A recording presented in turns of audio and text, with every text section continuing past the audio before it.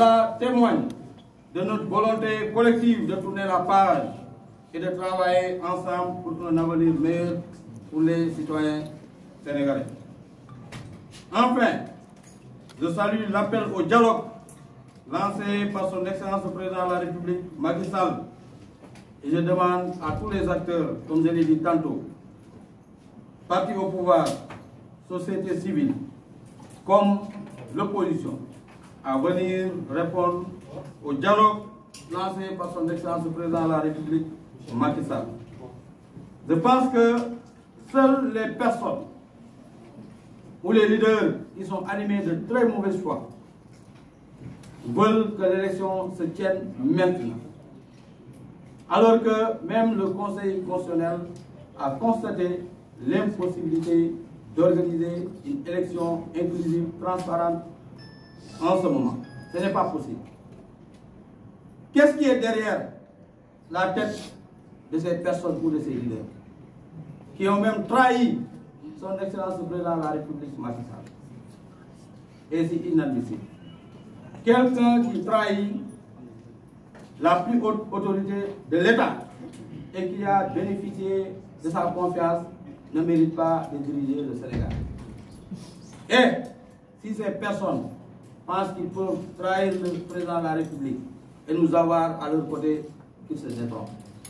Nous serons toujours du côté des Sénégalais et c'est le Président de la République qui l'incarne, qui travaille à œuvrer pour la bonne marche de la démocratie, mais également pour que tous les Sénégalais puissent vivre en parfaite harmonie. Pour conclure, je réitère mon engagement à soutenir le Président de la République, Macky Sall, dans toutes ses œuvres salutaires pour la préservation de la paix et l'intérêt supérieur de la nation. Ensemble, nous surmonterons les défis présents et bâtirons un avenir meilleur pour le Sénégal. Je vous remercie pour votre aimable attention.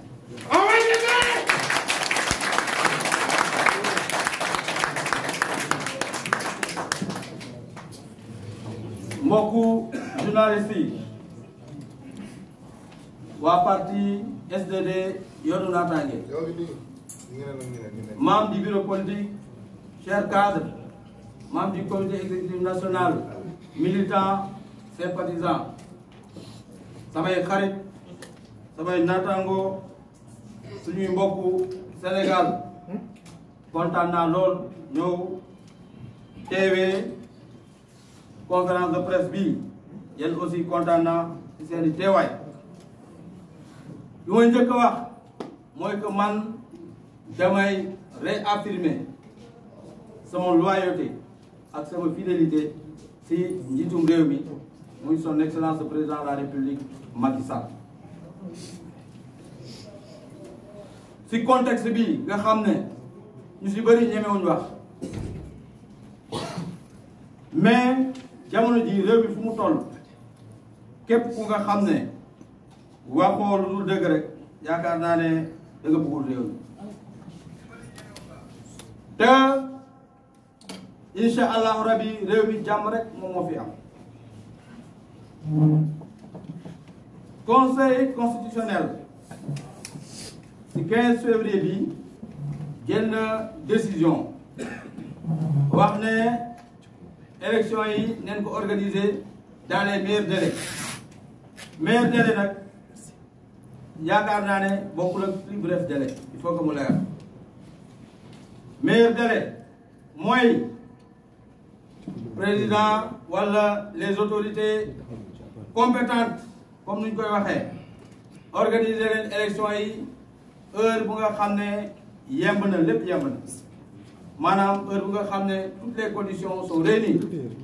loolu muy tekki mooy lan mooy leen organiser élection yi waxtu bu nga xam ne journalistes yi xiifuñu, kenn maru fi, kenn raflewu, waaye également na fekk sénégalais yi nekk ci jàmm. jamono ji suñ pétrole bi suñ gaz bi dafa indi convoitise ba nga xam ne ñu ci bëri am na candidat yu nga xam ne joxe leen seen bopp ndax lan, ndax pétrole bi bëgg a coûte que coûte ñu organiser élection yi. parce que am na lu nga xam ne den si tax te wax dëgg yàlla ñun intérêt réew mi moo ñu ëppal solo jamono ji conseil constitutionnel wax na ne xam na ne mënuñ organiser élection si contexte bu toll ni les candidats yi ñuy wax spoliés ñooñu également ñoom ñoo dem sax ci Union européenne ñoo dem ci ambassade yi dem feneen ak feneen demander pour que ñu reporter élection yi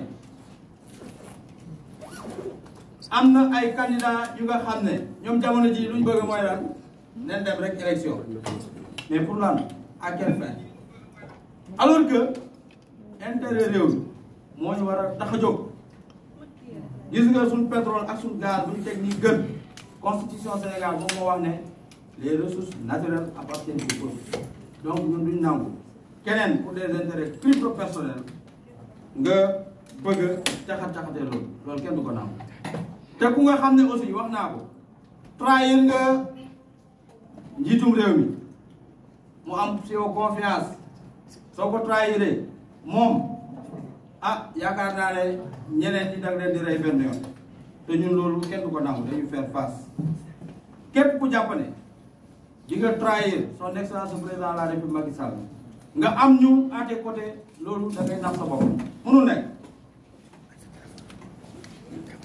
président moo jël décision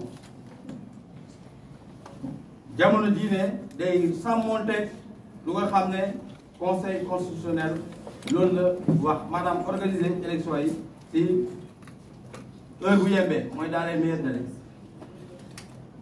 loolu nag conseil constitutionnel si leen bopp wax leen ne acteurs yi dem leen concerté wu ji ngeen jàpp date consensuel muy ñan muy société civile muy opposition muy parti au pouvoir ñëpp nañ toog ñu waxtaan ñu xool date bu yemb bu nga xam ne wax dëgg yàlla yéen mën a organiser élection yi te du gaañ Sénégal loolu c'est important nit ñi xam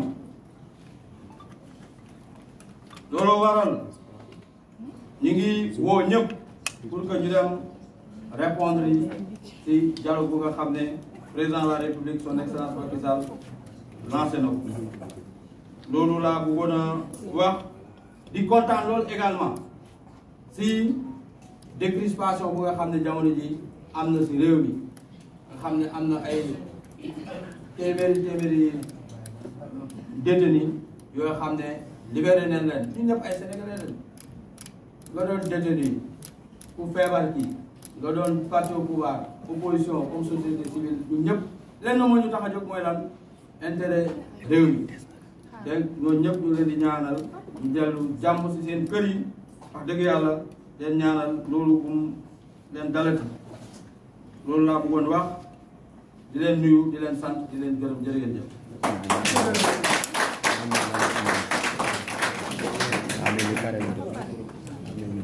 Je reste à votre disposition si vous avez des questions.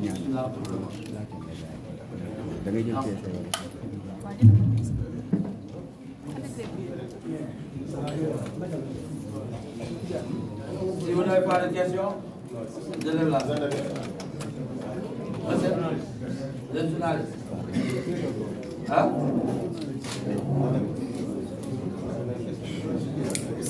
Chef, vous êtes journaliste.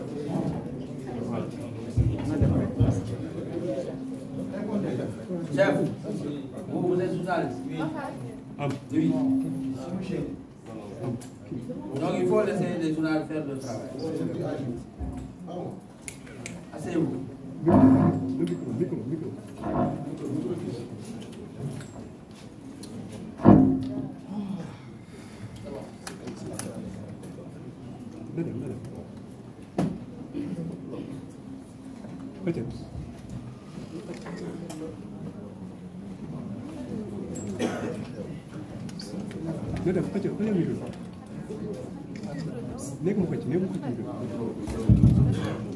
non non bii mu yor nii fii joxe mi ngi ñëw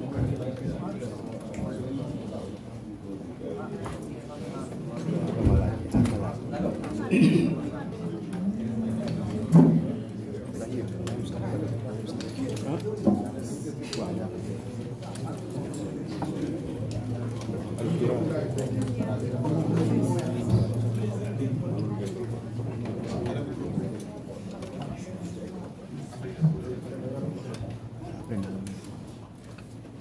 si vous n'avez pas de questions, je lève la séance.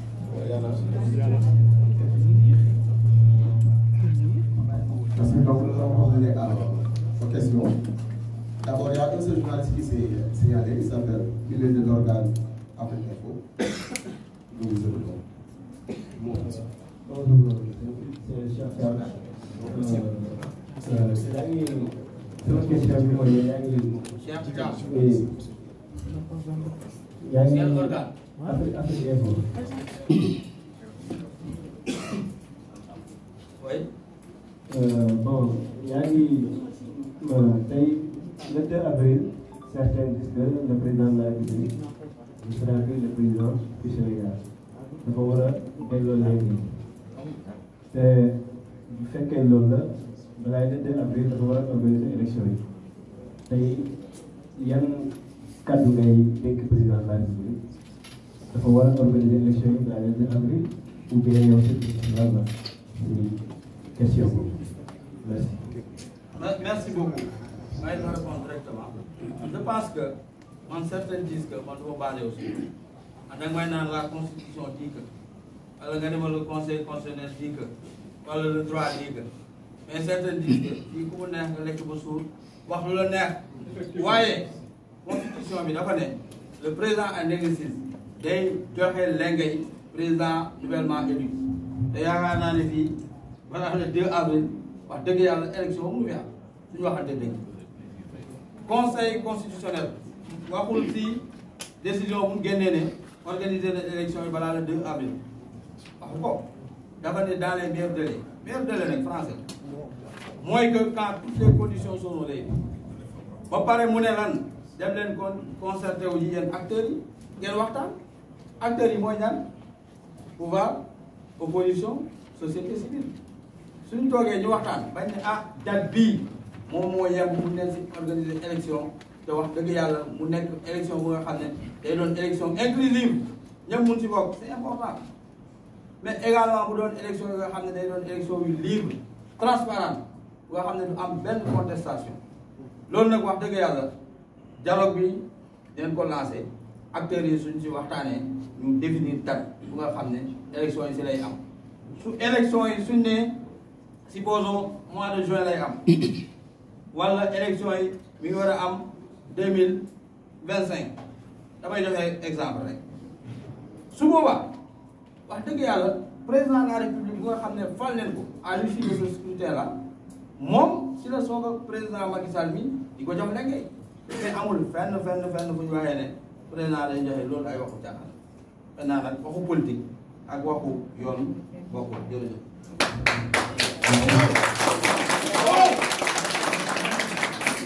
En France. En France, d'accord. Merci beaucoup pour votre intervention. Mais je voudrais dire clairement que ce que les gens disent est différent de ce que le droit dit, ce que le Conseil constitutionnel dit, ce que la Constitution du Sénégal a dit. Dans la décision du Conseil constitutionnel en date du 15 février 2024, nous n'avons nullement vu où le Conseil a demandé d'organiser l'élection présidentielle avant le 2 avril. Il y en a pas. Le Conseil constitutionnel a demandé à ce que les acteurs se concertent pour trouver une nouvelle date. C'est clair? Le Conseil constitutionnel a demandé d'organiser aux autorités compétentes d'organiser l'élection présidentielle dans les meilleurs délais. Meilleur délai est différent de plus bref délai. Meilleur délai, qu'est-ce que cela dit? Ça veut dire que quand toutes les conditions seront réunies. C'est important. Quand les acteurs vont se concerter pour définir une date consensuelle, l'opposition, le pouvoir, comme la société civile, doivent s'accorder sur la nouvelle date et organiser l'élection présidentielle. Lorsque le président nouvellement élu sera installé, c'est au président Macky Sall de rendre le pouvoir en ce moment. Mais il n'est nullement écrit dans la décision du Conseil constitutionnel que le président ne doit pas être président de la République à partir du 2 avril. Ça, c'est faux. Et dans la Constitution, quand est-ce qu'on parle de vacances de pouvoir, ou bien quand est-ce que le président doit remettre le pouvoir au président de l'Assemblée nationale? C'est quand le président démissionne, ou bien quand le président décède, ou bien quand on constate une impossibilité, si le président n'est plus capable, qu'il est malade gravement. Tous ces cas de figure-là ne sont pas actuellement présents. Donc pourquoi vous dites cela? Ce n'est pas possible. Le président de la République Macky Sall est là jusqu'à ce que notre président soit élu par les Sénégalais. Il va rendre le pouvoir. Merci. Merci beaucoup. Merci SGF pour cette réponse claire. Nous allons passer la parole à un journaliste qui provient de l'organe enseignement pour une question.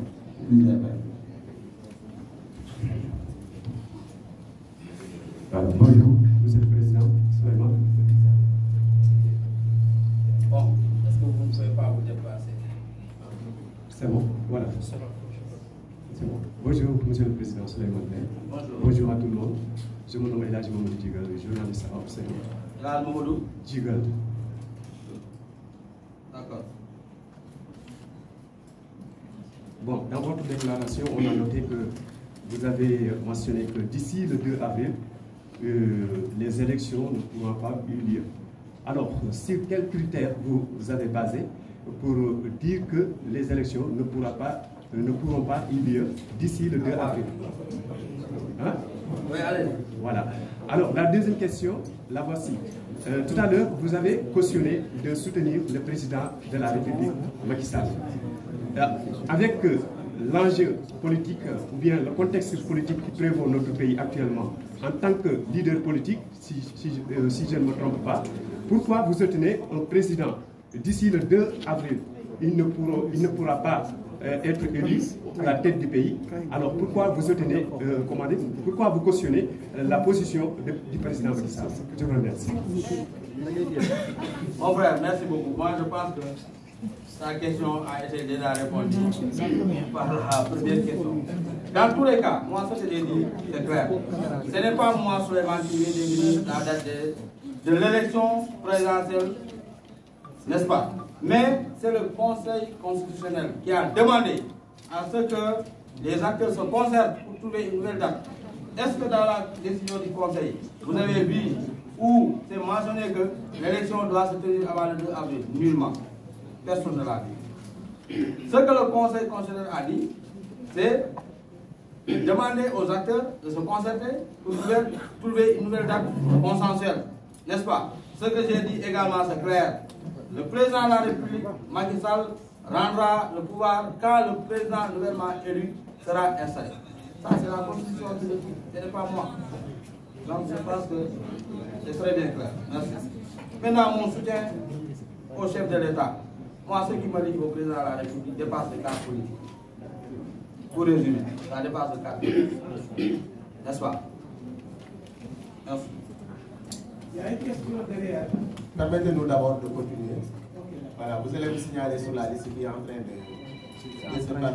de circuler dans la salle. Il y a M. Bachir de l'organe de 221 réponses. Voilà, qui est là pour intervenir. Salam alaikum, Monsieur le Président. Bachir Cissé. Oui. Donc, du coup, ce qui voit en peu près, c'est que nous avons fait le job qui est devenu politique. 221. Comme mon ban TV. Voilà, libération des détenus. Et alors, comme il y a un président, déjà pour qu'on l'appelle. Ak ñi nga xamante ni jàpp nañ leen ne pourtant Antoine dañu tegoon ci ñoom wala ku mel ni monsieur Ismaïla Madior Fall ñu xëy rek gis ñu libéré leen sans wax ñu ne lii moo tax ñu libéré leen loolu yow lan moo ko jàppee est-ce que jàppoon ne Sénégal actuellement mu ngi ci injustice boo xamante ni wala boobu benn erreur boo xamante ni tax ñu ngi libéré. Posé wala muy posé ñu nuyu. Ah, s'il vous plaît, s'il vous plaît, s'il vous plaît. Bon, sëñ bi man yaakaar naa ne fii newul ne Antoine wala X wala Y moom mooy jàppaate déedéet yow kenn jàppul parce que defoo dara wax dëgg yàlla mais ñu nga xam ne dañ leen jàpp ñu gis ne ñi taal neen ay université ñeneen ñi yow gis nga ne fii taal neen ay bus rey ay doomu aadama am ñeneen ñu nga xam ne Auchan yi dem leen ba taal leen ñu bëri perte seen i liggéey yow loolu da nga koy cautionné loolu nit dina ko def yow soo ko defoon doo toog fii tey maintenant nag réew am na fu muy toll même en période de guerre su guerre amoon sax am na ñoo xam ne mën leen doon ay détenus jàppale ñu ne léegi dañoo bëgg a cohésion nationale am comme si yeneen réew yi maa day taal yan loolu bu mu am Sénégal ñu ne dañuy waxtaan naka la doon ay doomu sénégalais rek nit mun na def erreur mais su defee erreur yow doo leen nit mi ngi si erreur rek donc dama koy bàyyi si kaso wax dëgg yàlla jamono ji lu ñuy woote mooy cohésion sociale am na ñu nga xam ne suñu bitim réew lu dul Sénégal tàkk ndax ñu jot suñuy pétrole ak suñu gaz maintenant nit topp xolam rek jamono ji wax dëgg yàlla si guuta googu leen jëm te loolu kenn ñaanu ko Sénégal looloo waral ñun de dañu saluer décision bu nga xam ne président de la République jël na ko également bul fàtte chaque tabaski ak ay 4 avril ak yooyu am na ñu nga xam ne sax def nañ day mag président day jël décret bu gracier leen kon dañu naan ñooñu xanaa defuñu woon dara leen jekki rek bàyyi leen loolu waaye nag réew mi loolu daf fi am te réewu jàmm leen nekk ñun moom dañ koy saluer loolu te ñu ngi ñaan ñeneen sax ñu gën leen génne incha allah.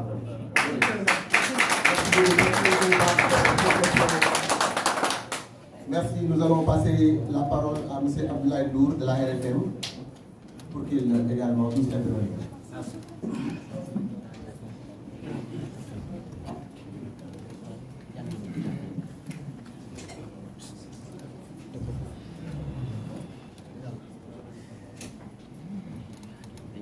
Bonjour. Bonjour. Derrière les caméras.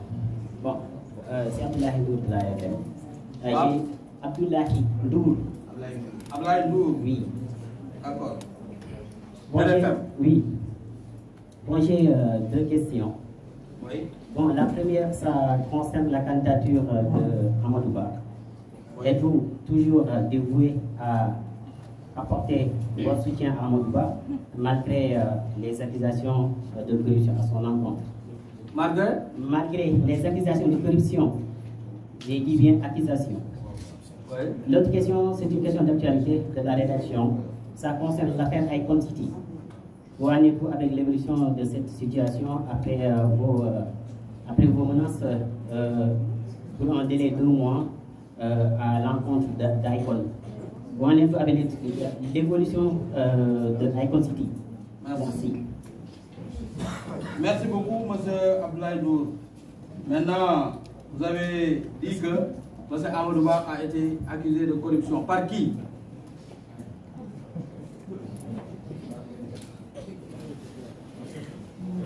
M. Ndour? Par le PDS, n'est-ce pas? Il y avait une commission d'enquête parlementaire qui a été ouverte par l'Assemblée nationale.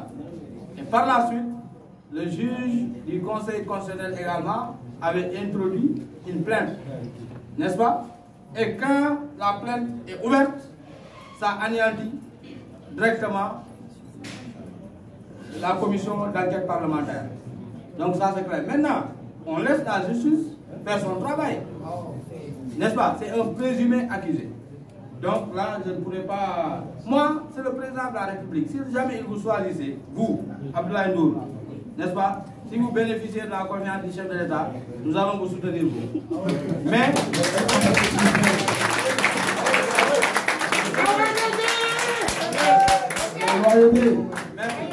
ce que je dis également est clair. On ne va pas nous soutenir quelqu'un qui a bénéficié de la confiance du chef de l'État et qui trahit le chef de l'État. Dans ce cas, nous ne ferons pas. Maintenant,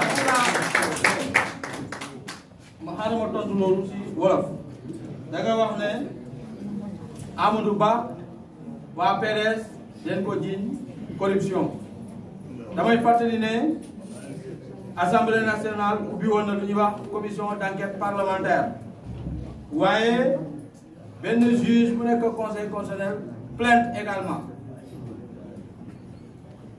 bu ñu ubbee plainte bi rek loolu day anéantir directement commission d'enquête parlementaire bu nga xam ne mettre nañ ko en place donc loolu day carré jamono ji nag dañu bay justice bi mu def liggéeyam. Maintenant man sama soutien si président de la République Macky Sall wax naa ne yow moomu taxaw Abdoulaye Ndour Macky Sall su ne woon yow yaay doon suñu candidat dama lay jàppale. defe naa loolu leer na lu ma mën a wax aussi mooy que man du ma jàppale ku nga xam ne dafay war président Macky Sall képp ku war président Macky Sall réew mi nga war képp ku ko war ñun dañu taxaw jàmmaarloog yow loolu aussi leer na. maintenant ñaareelu question bi wax dëgg yàlla loolu tey indiwuma bis du ma si tontu loolu ba su may def beneen conférence de presse pour la SAPO tey c'est purement politique.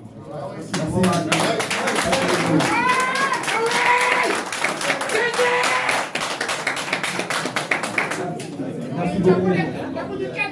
Le président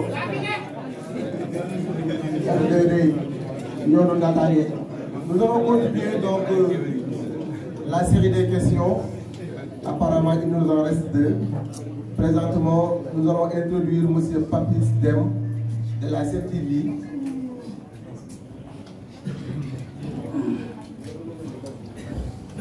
Bonjour, Président. Oui, vous dites que vous vous désolidarisez de la...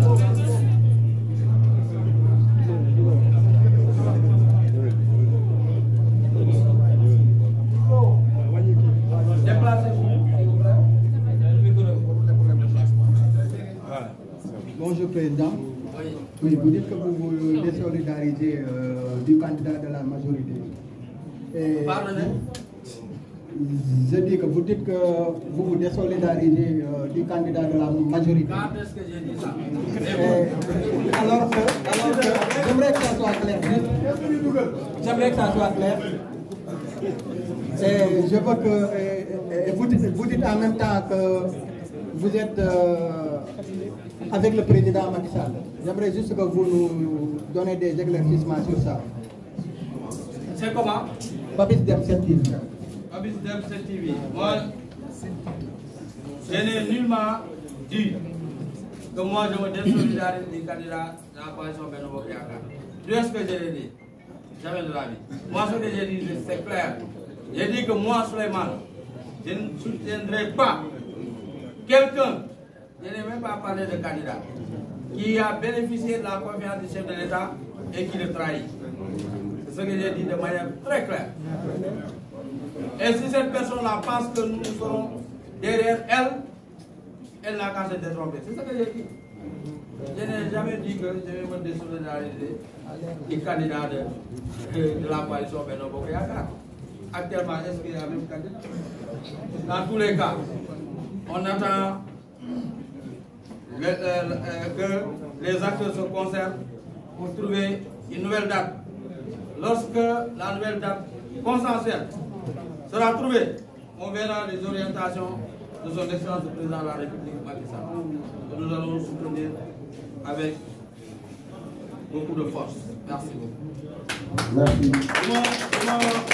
dama bëgg a tontu si question boobu am na ku ne man dama désolidarisé wu si candidat wu Benno Bokk Yaakaar jamono ji ñuy wax ak yéen sax élection kenn xamagul kañ lay am donc sa candidat sax am na waaye man amul fenn fu ma ko waxee man lu ma wax lu leer la dama ne nit ak ku munti doon ak koo ku munti tuddee ku nga xam ne bénéficié wu na confiance au président de la République ba pare mu wër ko ñun su boobaa ñun dañuy jàmmaarloo moom duñ ko jàpp loolu yaakaar naa lu leer la mais tudduma X tudduma Y te dans les prochains jours lépp dina leer jërëjëf loolu laa bëggoon a. Merci, nous allons donner la parole à M. Balouguer de bloc 221.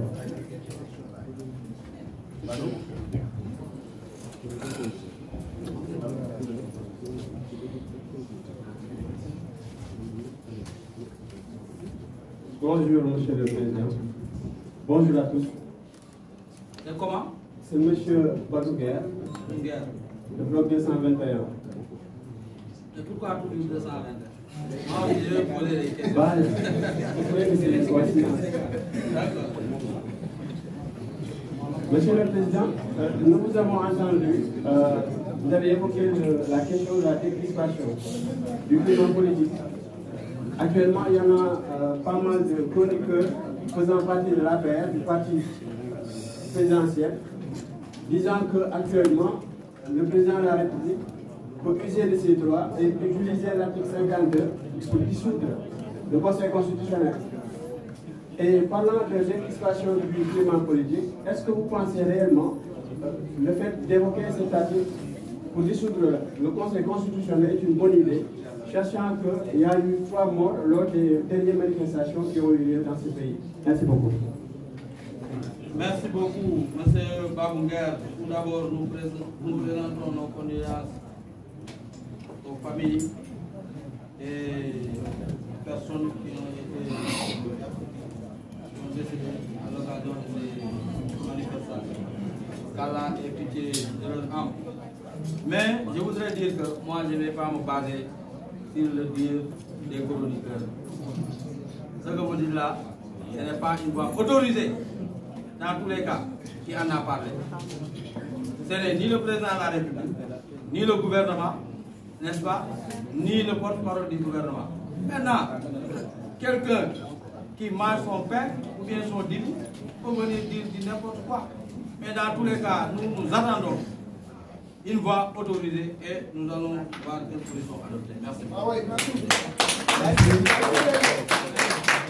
dama bëgg wax ne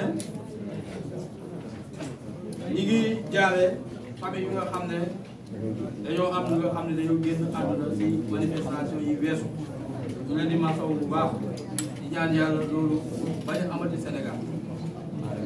waaye man question boo posé à savoir que ndax président de la République mën na usé wu ci article 52 de la Constitution su amee crise institutionnelle entre les institutions. waaye man dama jàpp ne chroniqueur bu wax wala keneen ku lekk di bu toog wax dëgg yàlla loolu du nga xam ne moom la ñuy wax voix autorisée.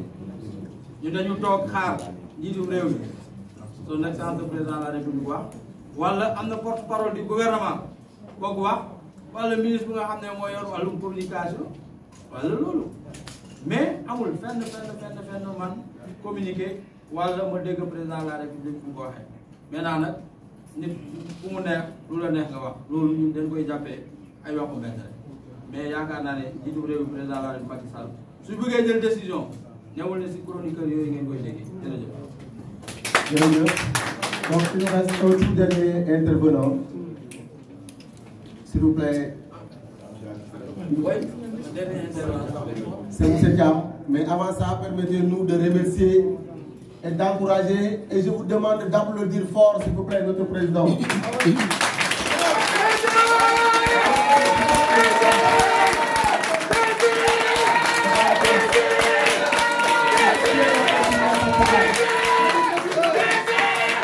Nous le remercions à cause de son engagement, à cause de sa persévérance, à cause également de sa loyauté envers le président Macky Sall.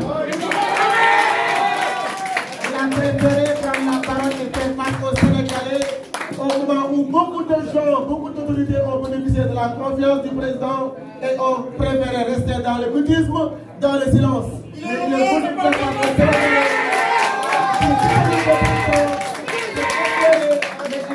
Pour montrer qu'il sera aux côtés du président de la République en tout temps, en toute heure et en toutes circonstances. Merci beaucoup, monsieur le président. Je donne la parole à M. Thiam. C'est avec les possibilités de question. Merci beaucoup.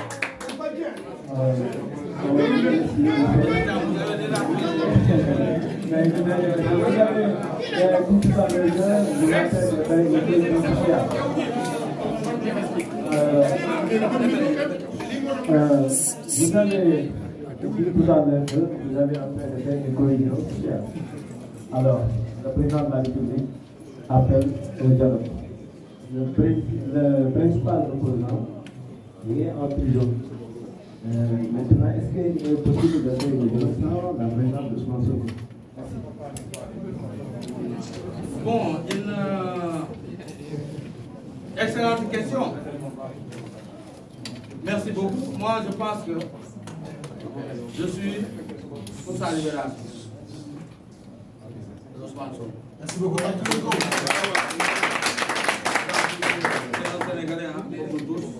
De la même manière que les autres prisonniers ont été libérés.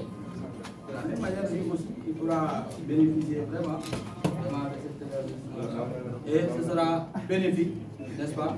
Quand on parle de dialogue, c'est toutes les parties prenantes qui doivent vraiment aller au dialogue. Et nous appelons les partisans de l'ex-PASTEF également, la société civile, le PDS, Takaou et tous les acteurs de venir répondre au dialogue lancé par son excellence le président de la République Macky Sall pour l'intérêt supérieur de la nation sénégalaise.